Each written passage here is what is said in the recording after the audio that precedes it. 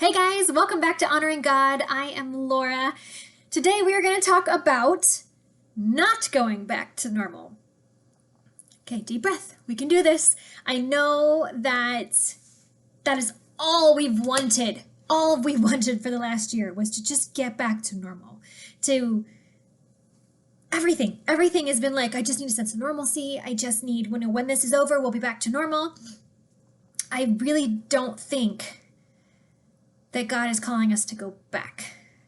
And I want you to take a deep breath. I want you to hear me out before you send me the nasty grams and before you bristle on this.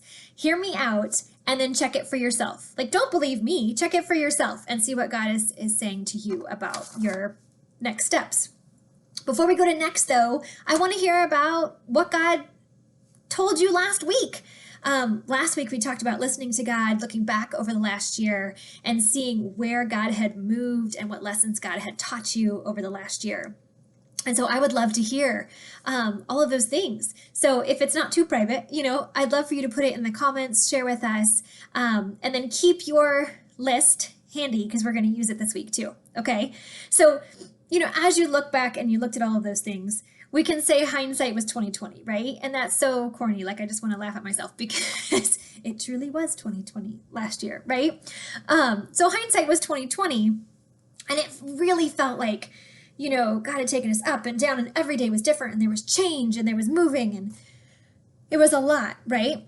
And you've seen this little cartoon. There's a little cartoon out there that shows this guy, and I think he's on a bike, and is this straight line to this finish line flag. And it says, my plan. My plan is to go from A to B as quickly and as efficiently as possible, right? And then below that, it says God's plan. And if you look at God's plan, it looks like almost like a Ninja Warrior obstacle course. Like it has ravines, it has tight ropes, it has, I don't even know what else is on there. I'll link it below so you can see it. But it has all of these kind of obstacles that we have to get through to get to the finish line. And, it makes you laugh because it's like, that's exactly what it feels like. It feels like, I just want to get there. And God's like, but this is all we have to do before that, right? And I think truly that cartoon is flipped. I think that the top with the straight path is God's plan for us. And the bottom is our perception of that plan. Because we know God has a plan for us, right? We know Jeremiah 29:11 is like one of the most spoken Bible verses. It is, for I know the plans I have for you, declares the Lord. Plans to prosper you and not to harm you. Plans to give you a hope and a future. I know this is like overused, but just let it wash over you for a minute. Like, really take a deep breath. I heard somebody say this week about taking 3 deep breaths when you feel something like that hit you, that like, oh, like that you have to remember, or that you need to like sit in for a minute. The other one, Psalm 32:8, I will instruct you and teach you in the way you should go. I will counsel you and watch over you. And if you guys have time this week, go look up Psalm 32. It was really, I loved it when I was looking through it today. Like, such good word from God.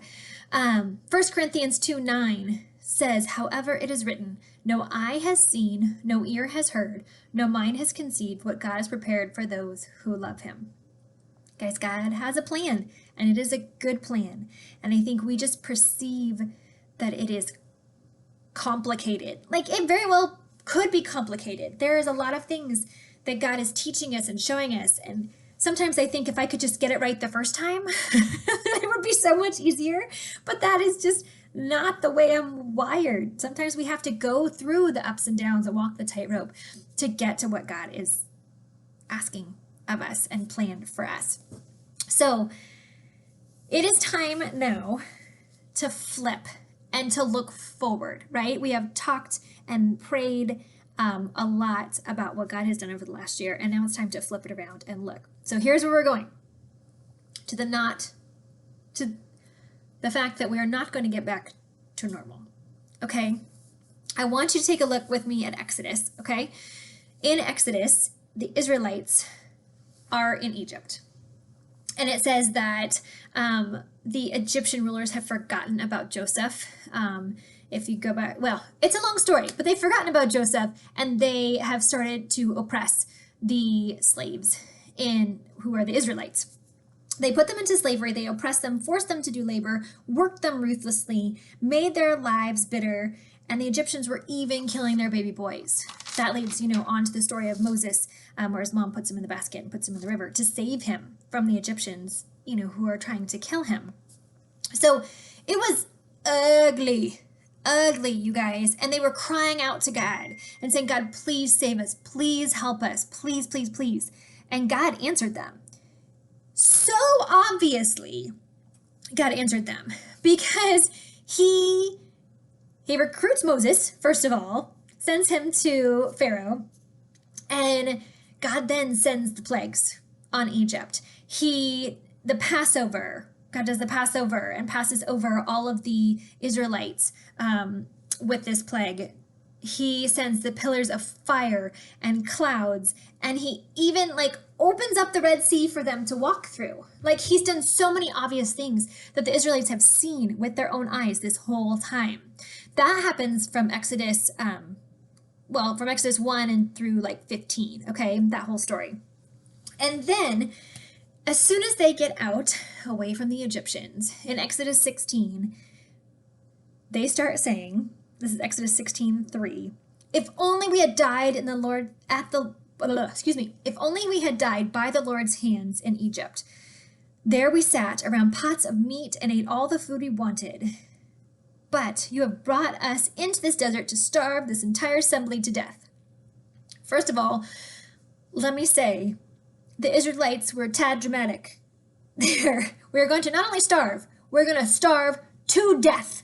Both of them are in there. And I picture, when I hear this scripture, I picture the VeggieTales movies. If you've seen the VeggieTales movies, I'll link those below too. But in Josh and the Great Wall, there is a little grape or a pea or something. And he's saying that's it. We just should go back to Egypt. We had 3 square meals a day and everything was great.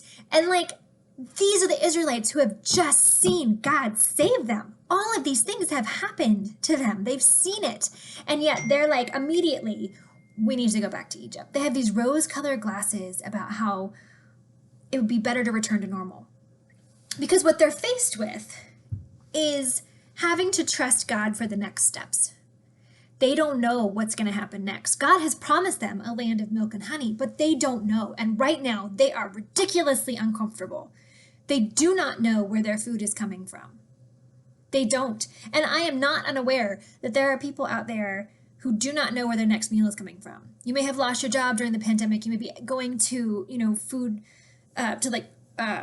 banks. Couldn't think of the word. To get your food.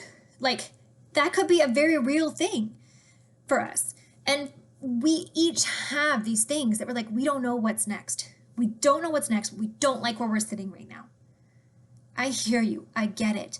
But I don't think going back to Egypt is going to solve the problem.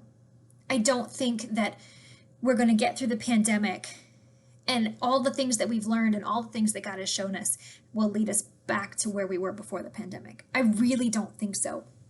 There's a catastrophic thing happening here, you guys, and I can't believe that God would take us back to where we started. So, here's what I want you to do this week, okay? I know we don't want to give up that normal. I get it. I totally get it. But what I want you to do is take your list that you used last week that were all the things that God has shown you, all the things that God has taught you during this last year. Look at it and say, what is it that I want to take forward and what is it that I want to cast aside? If God has shown you, I don't even know an example, just look at it and see what God has shown you. The things that you want to continue to do outside the pandemic and continue to learn. Take what you have learned and build on it from what God has told you. And the things that God is we're leaving this behind. Write it down. Write down what you're going to leave behind because you don't want to go back to that Egypt anymore. Okay, that Egypt. So, losing battery in my computer. All right, so it's time to end. You've got your assignment. Let's not go back to normal. Let's look and see what God has for us and let's move towards what God has called us to do. You guys are amazing. I will see you next week. Bye.